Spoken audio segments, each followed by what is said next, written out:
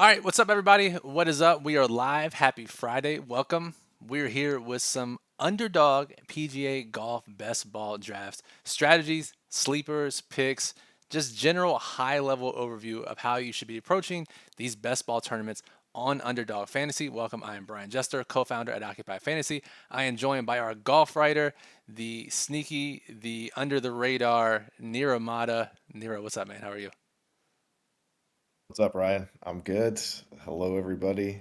Um, yeah, I'm excited. It's a new format for PGA, so I like trying to apply some of my golf knowledge in different areas.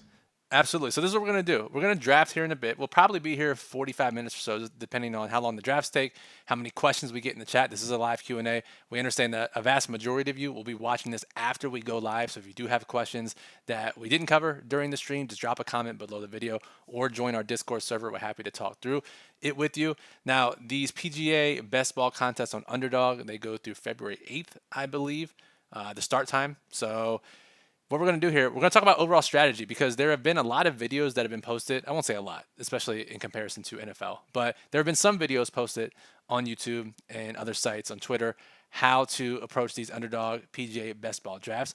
We feel that most people have been drafting them suboptimally. The drafts have gotten more optimal as the days have gone on and as more content has gone out. Now, we've never actually done this ourselves either. So there's a very real chance that we may be drafting suboptimally. But as we do here, we're going to tell you what we know, what we don't know, and we're going to take the information we have and tell you what we think is right. So we'll go over strategies here at the top, and then we'll get into some drafts and talk about some rankings as well. So, Nero, you are known for your PGA DFS, your actual golf knowledge. When you saw the Underdog best ball drafts pop up, I guess what were your initial thoughts on what you thought it would be? And then once you started drafting, how did your thoughts change? Yeah, well, my first thought was I need an underdog account because I didn't have one, and I'd done a few season long like the those type of drafts on DraftKings before with tickets that I had won in DFS contests for NFL, but I'd never done one for golf. So my assumption was that my knowledge, let's say, of the bottom portion of the PGA Tour and top portion of the Corn Ferry Tour golfers would be like a big advantage in this thing. And that couldn't be further from the truth once I went in and started looking through the rules, and then the great cheat sheet that you all generated was super helpful. And then my next thought was, okay, the guys at the top, that they don't really matter as much because wins don't count. It's just like cumulative birdies and like golf scoring. And so you just want the guys that are going to play the most events. So like I don't want Scotty Scheffler. Instead, I want Sung JM. But then as I was looking at it even further and started doing some drafts, and then you and I were talking about it more, I was like, I don't think that's quite right either because you got to get out of round one. And if you look at round one, there's the Waste Management Phoenix Open, the Genesis, the Mexico Open, Cognizant Classic, Arnold Palmer Invitational, and the Players Championship. So anybody that can skip the Mexico Open and the Cognizant Classic are skipping that thing. And I don't even know if the Cognizant is an opposite field event of Mexico. I'm not even 100% sure if we're being totally honest. But as I started looking through it, I was like, oh wait, all of the top guys, they're gonna play the Phoenix Open, the Genesis, the Arnold Palmer, and the Players. So like there's four of the six tournaments in round one. I was like, wait, okay, so now those guys are more valuable than I thought they were. But then if you look at round two, and I'll shut up here in a second, like Valspar, Houston Open, Valera, Texas Open, the Masters, like that round's a disaster. Like if you only have those guys, you're dead because a lot of those guys will only play the Masters in the round two section of the tournament. So yeah, you might get out of round one, but you have no hope to get out of round two if your team is full of those guys because plenty of them literally are only going to play the Masters and maybe one other tournament. So Exactly. I don't know. What do you think when you were like first started? Like that was my evolution of my thoughts, I suppose, for this. Like what was your evolution of thoughts? Yeah, it was along the same lines. And first of all, you want to look at scoring, right? And we see that birdies and eagles and pars are the only thing that's important. And so I think some people are drafting with wins or just general level of play in mind, when in reality, a huge birdie maker who also makes a lot of bogeys could be more valuable in this type of contest than say in not even in DFS, right? But maybe in season long golf, right? So knowing the scoring is primarily important. But then I was trying to apply what we know from all the best ball drafts that we did at Occupy for NFL and how it applies here, because in NFL we talked about stacking in the playoff weeks. In playoff best ball, we talked about stacking the Super Bowl, with the idea being that if you get there, you're going to be leveraged over the field who is not building that way. And while you may have a lower advance rate because you're building for the future, when you win, you're probably going to win more. So the same concept applies here, because people who are uh, picking from the top end of the World Golf Rankings or the FedEx Cup standings, they're going to likely have a higher advance rate than most of us that are listening to this and following this advice out of round one, but they may be dead all the way up until round five. And so if we can build either more balanced or pray that we can get out of round one with the one or two of the studs and be more leveraged in round five to win the big prizes, then I think that's how we have to play it. So it's really just a tough balance. But for me, it's tough to conceptualize who's going to play when. And while, Nero, we have a rough idea of who's going to play what events, this isn't like NFL, and it's not like other best ball contests where we really don't know who's going to be playing exactly 100% of the events. Yeah, these guys unfortunately, don't make their schedules very well known. And I was combing through the websites for the tournaments, and not even all the tournaments, list the field because these guys commit to an event maybe 3 weeks before. Sometimes they, the super high end guys will lay out their entire schedule for the year, like months and months in advance. But even they will make last minute tweaks and adjustments based on how they're playing or things that come up in their life, and you just don't really know what you're looking at. A good example of that would be like Patrick Cantlay. So you and I were messaging last night, and I was like, "Oh, okay." I saw Cantlay was playing in the Arnold Palmer, because my assumption was all of them are going to play the Genesis. It's Riviera and it's Tiger. All of them are going to play the Players. It's the Players. Waste Management is basically like the Super Bowl of PGA Tour golf in terms of fans and interest. They're all going to play. They're all going to play that too. So look, I see Cantlay is on the Arnold Palmer Invitational side. I'm like, okay, he's going to play them all. Then I look at the Waste Management, the Phoenix Open. He's not on there. I mean, it fits his brand because he's a fun hater. But like, that's the thing. So it's like, okay, now Cantlay becomes less valuable because he's not going to help you as much as a like appropriately equal type of player. Let's say Victor Hovland, who is going to play in the Phoenix Open and the Genesis and the Arnold Palmer and the Players. So it's like I evolved from thinking this was about like who's the best golfer. It's actually like this whole thing is about like, can you predict somebody's schedule and how many of those guys are going to play the most number of events. And a quick shout out to Nick in the YouTube channel. Thank you for setting me straight that Cognizant is not an opposite field event. So thank Thank you you, for Nick. that. Appreciate that, Nick. So this cheat sheet, shout out to Derek, by the way, who's our social media manager at Occupy Fantasy. Put this together, put it in our Discord server, also tweet it out. So if you want this cheat sheet, you can go to our Discord or search it on Twitter. And his quick tips for drafting, Nero, we'll run through these. As he says, positional finish, earnings, event prestige do not matter. It's all about scoring. A birdie is still worth 4 points at every event. So a birdie at the Mexico Open is worth the same as the Masters. And to that point, and I'll just get your quick takes on all these bullet points from Derek. Uh, if we can target guys who are going to play these lower scoring events like the Mexico Open, that opens up more fantasy scoring than, say, the Valspar or the Charles Schwab when we're looking at last year's winning totals. Yep. So, all right. You need to have players in events to score points. And he, with the parenthetical, duh. Unlike NFL, where you assume most of your players will play in most of all teams' games, every golfer plays a different schedule, as we just said. I guess the biggest thing that I'm wondering, if we think there is an edge in Nero, how many people do we think are just going to luck into having players in every event or an optimal number of players for each round in our draft? That's the one thing I'm concerned about, because we think we have an edge, but how do we know that others in our draft room are not just clicking guys by ADP and ending up with guys that are going to play in most of the rounds.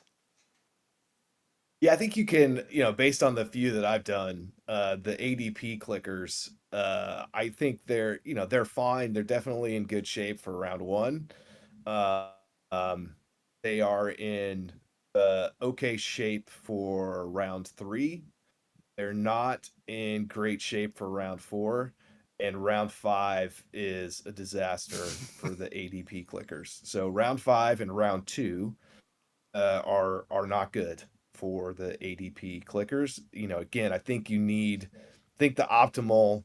I've evolved, even in the last 12 hours. I think the optimal is a mix of grinder guys who are going to play more of the events than the elite elites, and a few of the elites to help you, like in round one, in round three, where they're probably playing three of the four events, and maybe even a few of them will play all four. Um, and then you're going to need your other players, a deeper selection of those guys to help get you through round two and round five.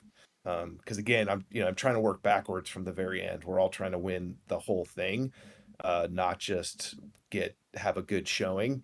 So I think you need a blend of both of those strategies. So like my first couple drafts where I ignored ADP completely and just went after the volume guys, I think that was incorrect. I don't love those teams as much as I did like them as soon as the drafts were over. Um, but I also would hate to have a team of all ADP clickers because I don't think you can get through round two.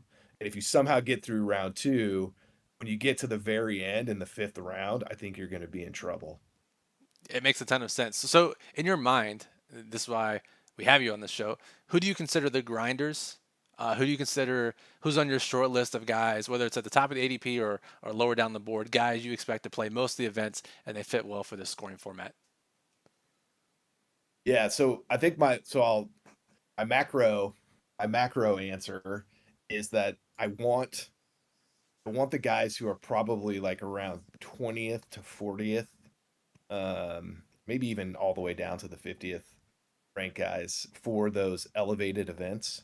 Um, and maybe it's even 30 to 50 again, like I'm constantly evolving my thoughts here. But I want the bottom end of the elevated events because those guys are going to play all the elevated events because it's a no-brainer. It's no cut, guaranteed money. It's tons of money.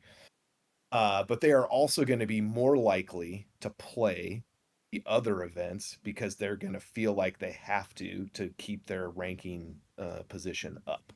So they're going to be more likely to play um, two or three extra events compared to a Scotty Scheffler or a Victor Hovland or somebody like that. So therefore, that's two or three extra events of birdie, of all the scoring that you're going to get from those guys compared to a Scheffler.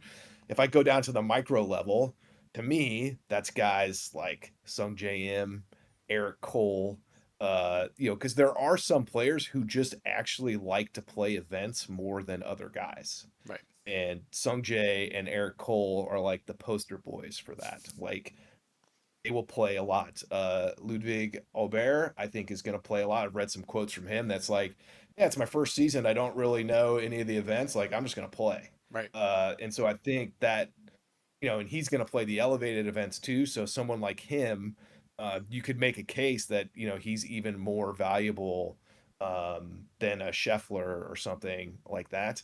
The thing you have to balance there is Scheffler helps you a lot in round one, and then in the other rounds he hurts you. And if you can't get out of round one, you can't play you can't.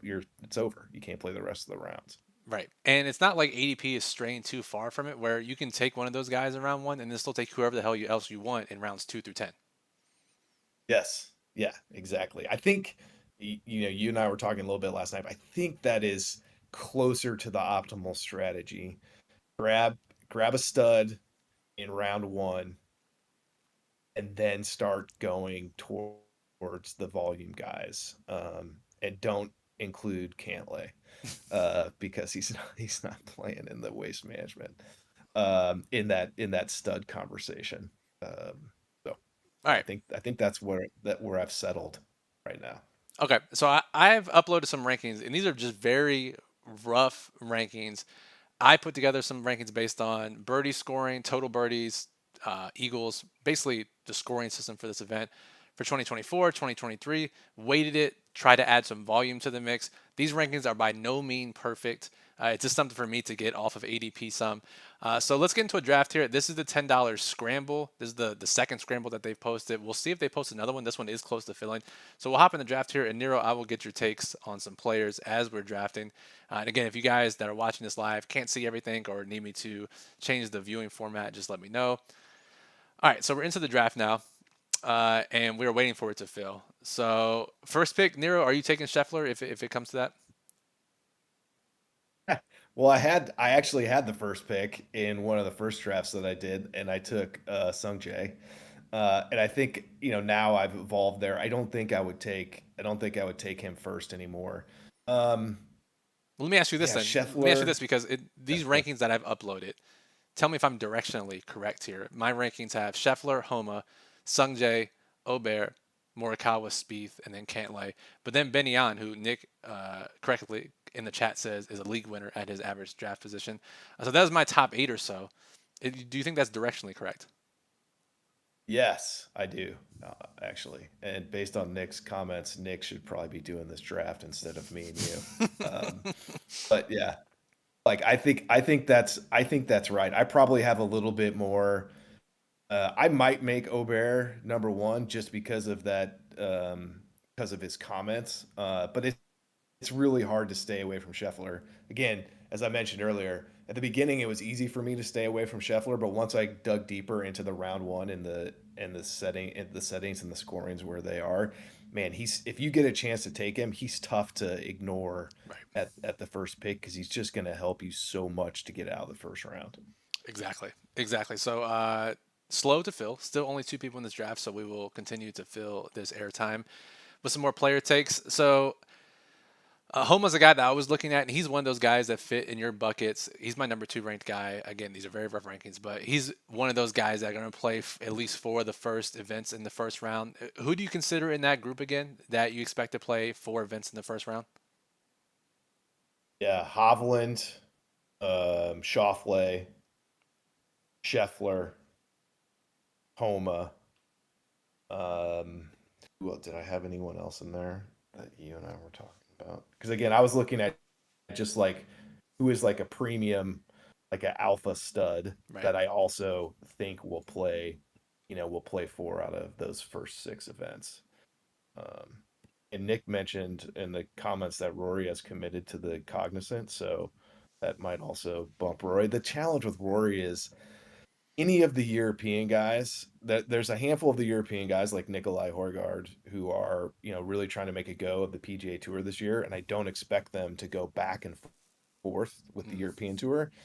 There's only one outside of the Open Championship. There is the Scottish Open that is in this rotation of underdog events. But so many American guys go play that because they go over there a week early, they play that thing, and then they right. go play the Open Championship. The thing that concerns me about Rory or any of the other European guys, again, outside of the Nikolai Højgaards of the word, but even with Højgaard, I get a little concerned.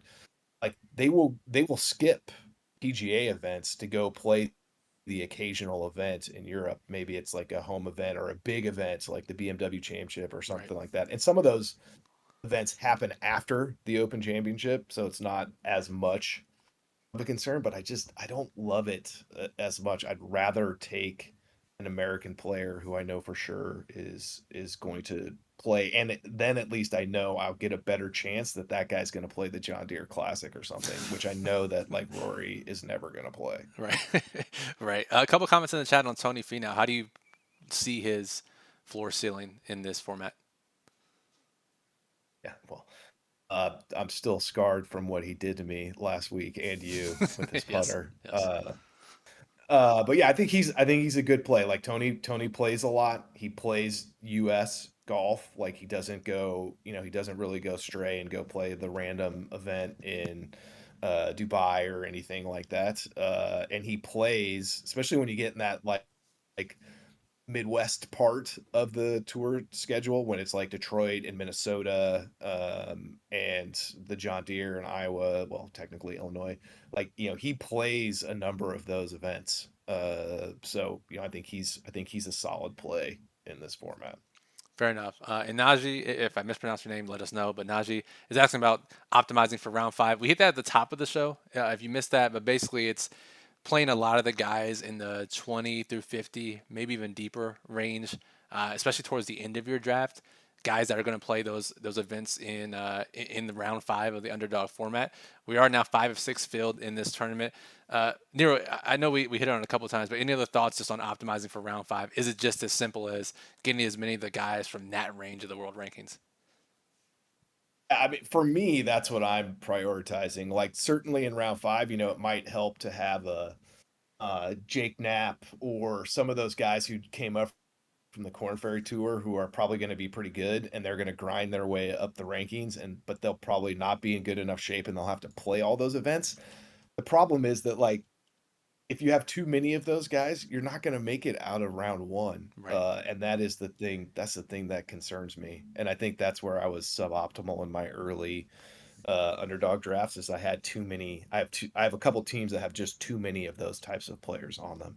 Yeah, you look at Knapp, and his underdog ADP is 59.9, which basically means he's barely being drafted, if ever. But maybe he's a Yep. guy you take with your last pick if you have a roster that you may Good. think be a little short in round five. Yep. Yeah, So I think that's one thing, like, again, like the NFL stuff, you with these drafts, you change strategy on the fly. yes, And you might be trying to stack the Chiefs, but then somebody takes Kelsey and you're like, okay, got to shift. And so if you get a bunch of high ADP guys because other people aren't taking them, then yeah, I think at the bottom of your draft you need to zag when everyone else is zigging, and then you need to get a couple guys like Knapp and a few of those guys on there to help you on those weeks when the top half of your roster isn't going to play, like, for sure. So then, if you can have two or three of those guys at the bottom, then maybe that's a nice, middle ground to live in. yeah, and honestly, so the draft finally filled. We have the third pick. It'll start here in a minute. And given how long this one took, by the way, every other draft I did filled in like 30 seconds, so this was definitely an anomaly in terms of Same. filling. So Yeah, same. so we'll probably do just one draft here with the third pick. We'll talk about that here in a second. But guys like Knapp, if they get hot and they're not being drafted very often, it can end up like a Kyron Williams or a Puka Nakua situation where if you have that guy, they're going to be low owned in the final round. And if they win an event or get a couple top tens in round five, you're basically a clear path to the top. So it's just another reason to take those guys in round 10 of the draft, Nero, that other people aren't thinking Yeah. about. Yeah, because especially if they win, they're going to get busted up into the True. elevated events, and then they're going to do both for you because they're going to True. play in that thing and they're going to play in those other events as well. Absolutely. All right, so we have the three pick here. I will probably eye Obear as I just watched him make an eagle putt on my TV, and you mentioned having him potentially number one. So I'll move up Obear to my top of my queue here, assuming Scheffler goes number one. Um, Yeah. By the way, for those of you watching, as we're starting the draft, if you are not signed up for Underdog and you're interested in golf or other pick'em or best ball drafts, you can do so with our promo code Occupy. You see at the top of the screen here. That will get you a 100% deposit match bonus up to $100. So free $100, assuming you deposit 100 to play around and get in some of these drafts. So unsurprisingly, Nero, Scheffler, Rory go 1-2. We believe Rory at Yep. 2 is suboptimal. Let's go with Obear. Yep. All right. Sounds good to me. I like it. So macro level, Obear, he's the guy that could literally be the number one player based on his long-term ceiling, but also is going to play a lot of events. The ideal round one pick. Yeah, for me, it is, yes. Again, some of that's subjective because I'm basing that off his press conference quotes of wanting to play a lot of events because this is his first full season on tour. He could change that as the season goes along, but yeah, I think he's a great top end pick. Cool. So Obear goes to us. Hovland, Xander go 4 and 5. We're waiting back around. Ideally, we get Sungjae the Grinder with our next pick, but it looks like we'll get. So now officially, we will get one of Homa, Morikawa, Spieth with our next pick. Uh, is that too top heavy, or are we fine, or are we not concerned about that just yet? Yeah, I don't think so. I think especially Homa, I think would be a great pick coming back here if we had the chance to get him. Okay, cool. Um, yeah, we saw. I just started drafting this past week. I know Derek, who put together that cheat sheet, was drafting for at least a couple of weeks, and we saw guys like Benny Yon and Eric Cole have a really low ADP to start this process, and people finally have started to pick up how valuable they are in this format. Now we see On up Yeah. to 15 overall. We see Cole up to, where's Cole now? Cole is eighth overall in this format, which may be a little high, but still, point stands. Yeah. Um, Najee is in this draft with us, who is in the chat, and he just took Max Homa. So we have to be very careful, Nero, about who we want to pick with our next picks and saying them out loud since we just got sniped. So now we have Colin or Spieth, if you have a preference between the two, or even Benyon. I think I would take Morikawa there. Okay. He's also higher in my rankings that are very rough and completely accurate. Okay. Obear and Morikawa. Nice little 1-2 start here. Now are we starting to, because I have someone like Jaeger, ADP of 22. He's high in my list, as is Thigala, Poston. These feel like guys who are going to play most every event. Yeah, they're gonna play a lot of events. They're definitely gonna play more events than like Homa, Scheffler, Rory, etc. Um, so I think they're fine guys to start targeting now. I like I said, in our talk at the beginning, like I just don't think you need more than two of the alpha stud types, and then from there on, it should be prioritization of scheduling and guys who are just going to grind and play a ton. Yep. So Spieth Fitzpatrick just gone. On is top of my board by a decent margin. Do you Yep, have a preference here? I would take Ben on for sure. Okay, cool. Been on. Najee, by the way, in the chat says he timed out. That's a convenient excuse for taking the guy we wanted to take, Najee. So Yeah, not exactly. not sure if I believe that. Brian and I are just going to type between each other now for our next perspective picks, and we'll tell you after. Yeah, we'll let Najee get through the turn, and then we'll announce our picks.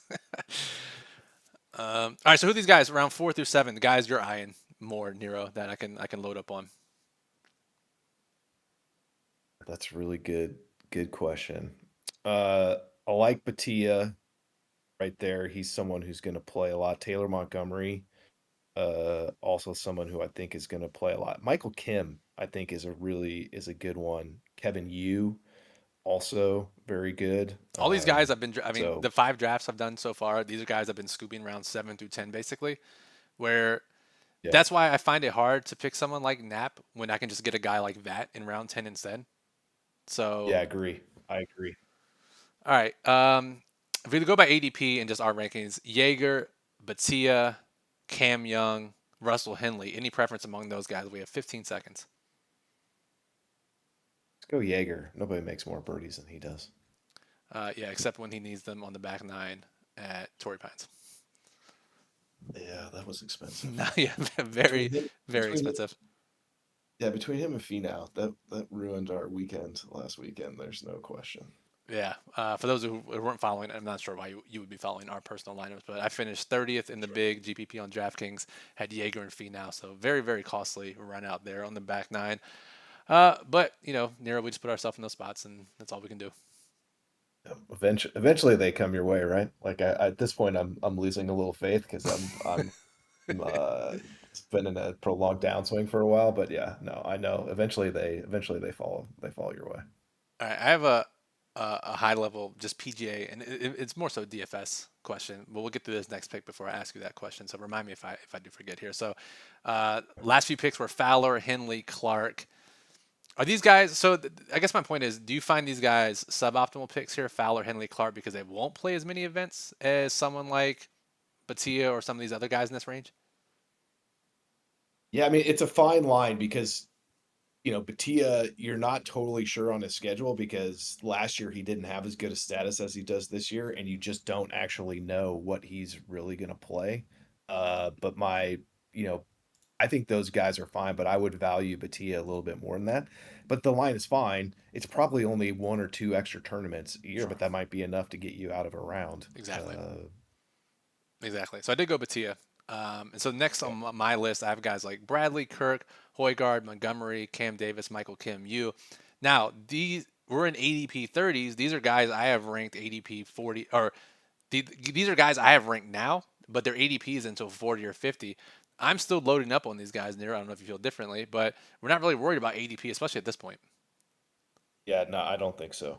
I again, maybe next year you'll be more worried about ADP with PGA Underdog Yes. because the game theory and strats will be a little bit more refined. But right now, I'd say there's a lot of bad data in those ADPs. Okay. Of the guys you see on screen here that I have listed, who do you prefer for this next spot? Bradley, Hoygaard, Montgomery, Davis, Kim, you, or even someone further down the list? I think I would take Montgomery. Okay. I mean, we're talking about knowing the scoring system. A guy who's a prolific birdie maker, and you don't Yeah. get negative points for bogeys or beyond. Yeah, he should have a good. He's been working. He's back working with Butch Harmon again, or for the first time, and his game's really improved over the last month. So he should have a nice. He should have a nice year. Nice. And back to my original point, and I'll take another guy off my list here when it comes around to the next pick. But as we get more guys go to live, obviously Rahm and Hatton, more guys are taking Yeah. time off in between signature events. We've seen unprecedented underdogs as far as odds to win all the events so Yep. far in 2024. To me, that Yep. makes me feel better about PGA DFS. Now, granted, I don't like and I know you don't like these elevated events with no cut this week, but on these non-signature event weeks, it feels like PGA DFS is wide open, which is what we want in tournaments.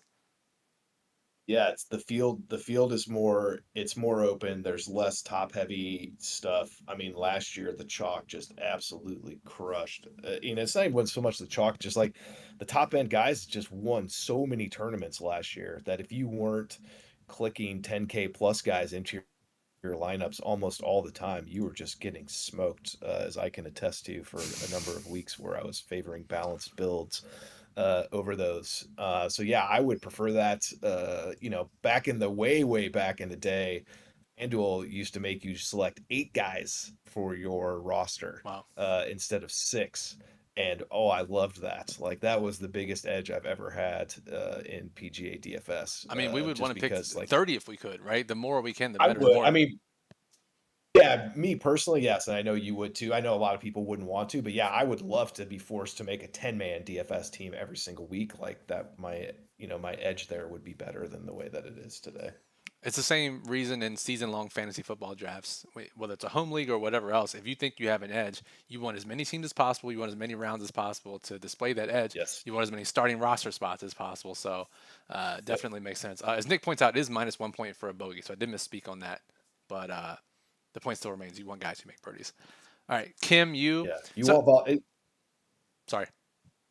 I was just gonna say you want just like DFS, volatility is better than a guy who makes 18 pars. Same Yes. same thing applies here. Exactly. All right, Michael Kim, Kevin, you. I know you mentioned those guys. See, now I have those guys ranked above Adam Scott. Have them ranked above Aaron Rye.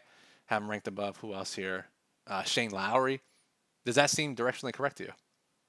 Yes, especially because somebody like Lowry's gonna skip events and go back and play the odd European event here or there. Yeah, I mean, with that, I would take Kim, and then I would take Kevin Yu. I mean, Adam Scott plays 15 events a year, so no thanks. Exactly. All right, so I'm gonna take Kim. I'm gonna take you. I assume no one's gonna take him next. So that would leave our roster with Obear, Morikawa, Ben On, Yeager, Batia, Montgomery, Hoygaard, Kim, you. Is that a roster that's different enough to where we don't have to take a shot on the final round? I guess assessing our roster now, what do you think we need, don't need? And again, you and I both have done a combined maybe 10 drafts, so what we think we may Yeah. need may not be what we actually need.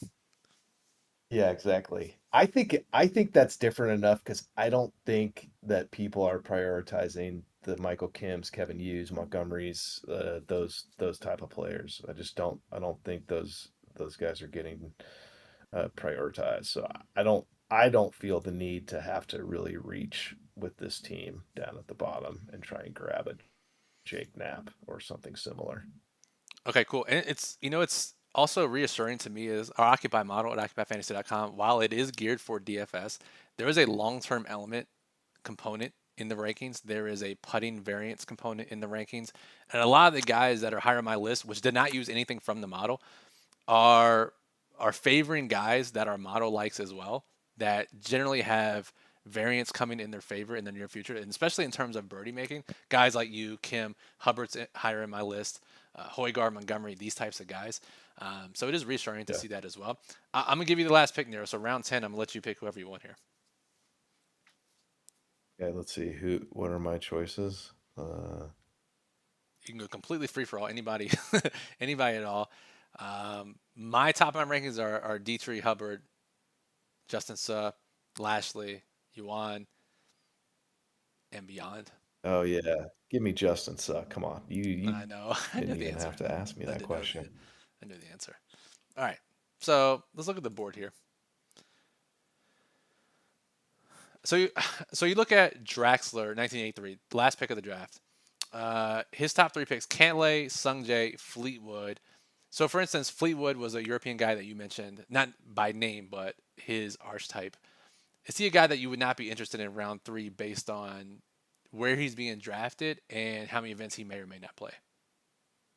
Yeah, I'm trying not to be like an ugly American here, but yeah, no thanks. I just the bottom European guys, again, like a Nikolai Højgaard, Matthew Pavon before he won last week. These are guys who are just trying to get settled on the PGA Tour. So they're going to play a ton of events, right? And they're going to prioritize PGA Tour events over European Tour events. Right. The Lowrys and Fleetwoods of the world who are more established, and they're still don't get me wrong, they're still primarily going to play on the PGA Tour. But they will play the occasional, they might play, two or three events in Europe between now and the Open. Well, that's two or three events that they're not going to play in the US. Correct. And a similar type of player, maybe it's Eric Cole, maybe it's Ben On, whatever, is not going to go play those two or three events in Europe and is going to play the events in the US. They're going to get scored by Underdog. So yeah, I'm not playing those guys. Fair enough. Very fair. All right, that'll close it out. That one took a good amount of time. We're 37 minutes in here roughly. Nero, I guess final tips for people. And I think the biggest hurdle for me to think about mentally was how do I even rank these guys? What would you suggest people do? Whether or not they create their own rankings or just have a short list of guys that they want to target. What resources, links, uh, FedEx Cup rankings? What would you look at to get a sense of all right? Here's a short list of guys I'm trying to target in every round. Yeah, I think the fastest way to do it would be to just use the FedEx Cup rankings and really hone in on that range between like 30 and 60, because those are the fringe guys that are probably will play in most all of the elevated events, but will feel that they need to get rankings points in the other events to stay in that top 50, because now the top 50 is just so much money and so much of it is guaranteed. The motivation to stay in the top 50 amongst these golfers is just massive. You saw it with Justin Thomas at the end of last year, playing in a whole bunch of events that he would never normally play in to try to get Right. himself up into the top 50. So, and again, it's hard to know exactly how it's going to shake out and like what personal narratives will be as the time goes on. But my strategy is just to pound that area and get as many of those guys as I can outside of my first round or two, up at the top, where I can just get my studs again outside of Cantlay, who's not playing at the Waste Management, and I think really hurts you in round one. Nick says you only have three signature guys on this roster plus Obear. Do you think you need more signature guys? So that's a fair question. What do you think here, Nero, with the guys we selected in this draft? Yeah, I think that's fair. And again, this is where it's like, the true answer is I'm not sure. Like, I think it's enough, but it might not, but it might end up being not enough. Right. Uh, but like the thing that gets me is round two, which is you can't if you can't get past round two, you can't make the rest of the thing. There's only one signature event in round two, and Right. it's the Masters, and it's already a limited field thing. So like it just makes me a little uneasy to have more than three signature event type guys. I think you could have four. I think that would be okay. Mhm. Man, beyond that, I think it's just too many. But again, like you and I have been saying, I could easily be wrong. Right, and it helps a little that you don't need to be first in your pod. the top two advance. So there's a little bit of Yes. wiggle room there. Where Yeah. unlike some of the playoff best ball ones, we saw the top one advance, or even in season-long best ball, the top one out of your pod advance. Now, where it gets tricky is you see round three, 1 out of 6, round four, 1 out of 6. You're gonna need some guys there. 3 out of 10 in round two. So it's a risk reward balance, right? Do you want to get more teams through? Then you want more signature guys for round one. Do you want to have a higher chance of winning the top prize in round five? You probably need to let up on one of those guys and load up Yes. on more players in round five. So real quick, Derek, who again, thanks for putting together the cheat sheet. I'll bring it back up on screen here. And for those of you who don't know, the signature event, this is at the bottom of the cheat sheet, the qualifications to make it into the event. Top 50 players from 2023, the next 10, the swing five, and those are obviously moving parts. 2024 champions, so those are guys we know now for the past month, but we don't know who's going to make that list in the future. And again, if they win an event, their stock really boosts if they're not already in the signature because they make every signature event plus a win. In the top 30 in the world golf rankings. So that can help you figure out who those signature players are. But Derek says he's been thinking about this. The Scottish Open is in round five, just keeping that in mind when thinking about European guys.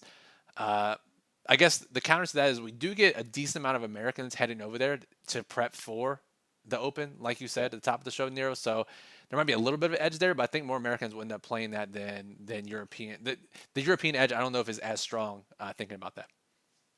Yeah, I think you're again the trade-off there, and again, if you really wanted to get into it, you probably would have to go week by week and like try and map out like Tommy Fleetwood or Shane Lowry's schedule, who will certainly play in the Scottish Open.